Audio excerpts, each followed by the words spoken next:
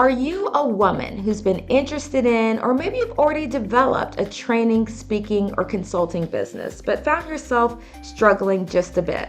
Well, that definitely was me more than 22 years ago. And I am so proud of the fact that I've worked successfully and exclusively in my training and speaking business for more than 22 years. And praise God, I never had to go back to corporate. Along the way, I've delivered hundreds of paid presentations around the US and globally.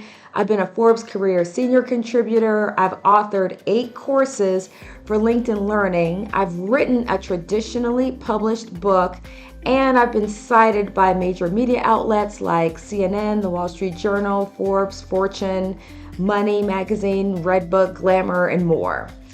But it hasn't been easy. And part of the problem has been that I bought into certain entrepreneurship myths, those common myths. And today, I want to dispel those myths by reviewing my entrepreneur.com article, 5 Myths About Entrepreneurship.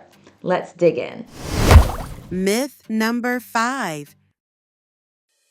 And myth number 5 is the more clients, the better. And I see new entrepreneurs make this mistake all the time. They're taking on work that they shouldn't be taking on. They're not staying within their zone of brilliance because they just want that work. Or they're not turning down that client that's toxic, that's dysfunctional. Someone shows up with the United Nations of red flags and they're still taking them on because they're desperate for that business. I know it can be tempting, but what I've found and what I would advise people to do is go for quality over quantity.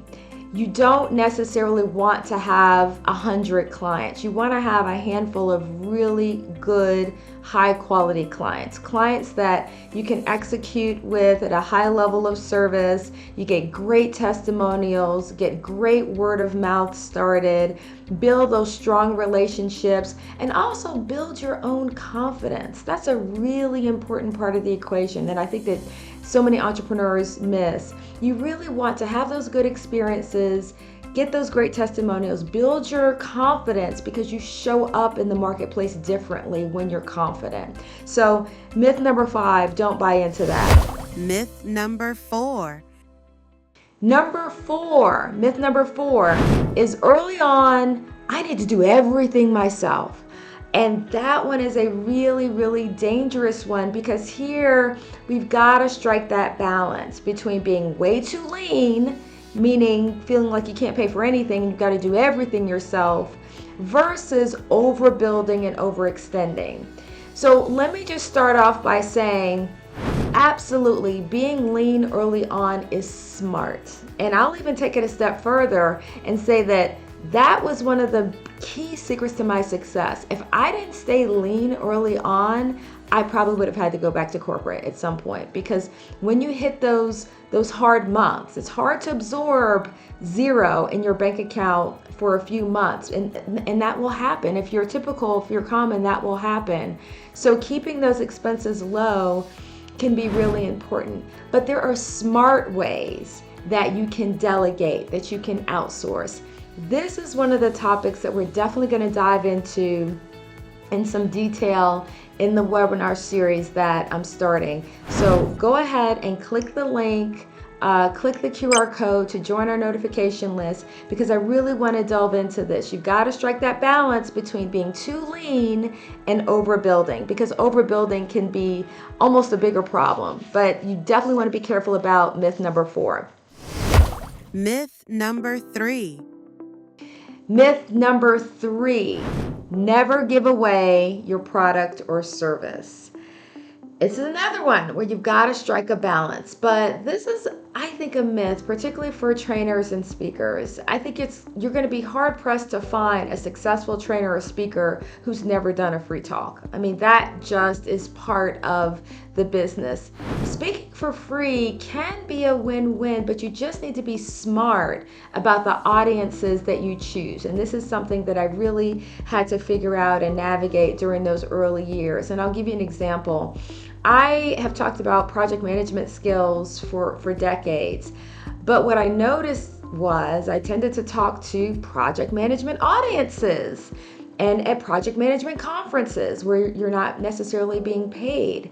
And they would be hugely successful, and I would have tons of lines after my event. But interestingly enough, I wouldn't sell any follow-on business. But then I realized, project managers don't hire trainers typically. They don't typically coordinate speaking events or hire speakers. So I had to kind of shift my mindset with that and be really, really careful and strategic in terms of the free events that I would do, and ensure that if I was speaking for free, I was speaking to an audience of HR directors, an audience of executives or directors or senior leaders who manage budgets, senior leaders who did bring in trainers or speakers, so that I would have a much higher likelihood of getting some business as a result of that particular talk. So this is another one that we're going to delve into in a fair amount of detail, because you've got to kind of strike that balance. And another thing I want to talk about in the webinar series in particular is, just because you're not getting the traditional payment doesn't mean that you can't barter. Doesn't mean that there are other things that you might not want to ask for that can be very, very valuable for you, particularly early on. So that is myth number 3. Myth number 2. Myth number 2 is I will have complete control over my schedule as an entrepreneur. And I know that so many of us are attracted to entrepreneurship for the autonomy, for the control over your calendar and your schedule.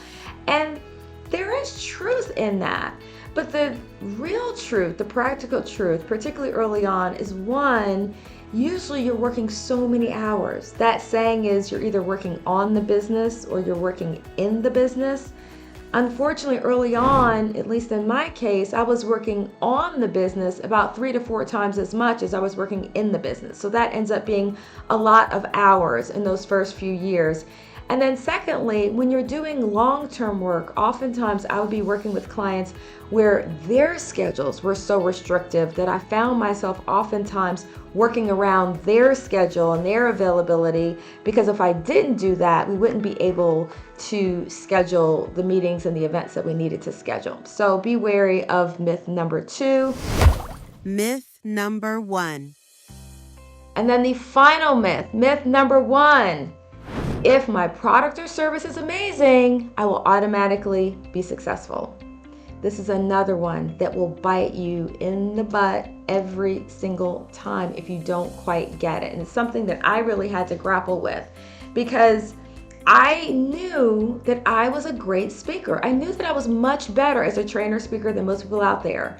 I knew it myself by my own standards. I got feedback, testimonials. I looked at assessments rating my talks versus the average for the conference.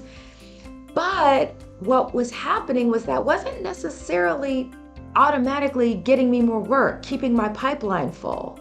And so I really had to grapple with that disconnect. The best way to kind of explain this is, my favorite analogy is looking at a restaurant. A restaurant could have great food and still not be a successful, sustainable restaurant. Why? Because there's so many other factors that impact success. There's the location, there's the marketing, there is the service that you experience. It's how the restaurant is managed, other operational decisions. I've got a great friend who literally picks restaurants based on ease of parking. So there are lots of other factors. And this is the reason why I'm doing the webinar series. Is what I find is, most of us who are speakers, trainers, we like to really dial in on our topics, our area, our zone of brilliance. We don't love as much all of these other factors, all these other business elements, but those can be the make or break. Those can be the difference between success or failure. And those are a lot of the things we're going to be talking about. I'm starting this webinar series called Monetize Your Brilliance. It's real talk for women entrepreneurs, because what we want is more impact. We want more income with much less hustle. So join us, sign up to get notified. The webinar series is starting soon.